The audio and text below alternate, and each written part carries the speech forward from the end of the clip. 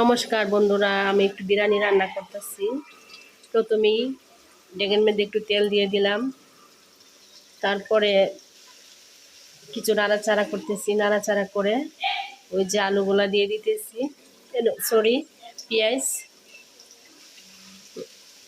পেঁয়াজ একটু নাড়াচাড়া করব। নাড়াচাড়া করতে করতে করতে করতে যখন একটু লালডি ভাব আসবে,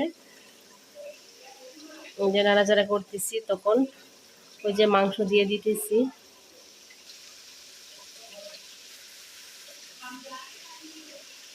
মাংস দিয়ে নাড়াচাড়া করতেছি, ভালো করে সব কিছু দিয়ে দিতেছি যাতে একটু না লাগে, না থাকে।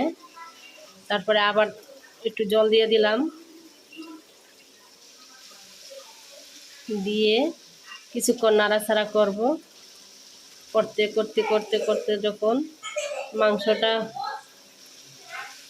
যখন তেল ছেড়ে দিবে, একটু লালডি ভাব হয়ে আসবে,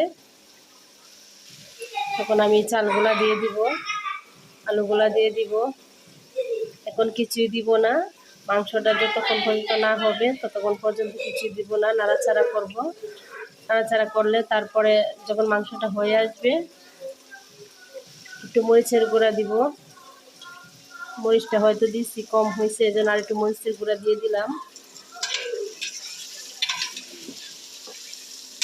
নাড়াচাড়া করতেছি যাতে জগের মধ্যে না লেগে যায়।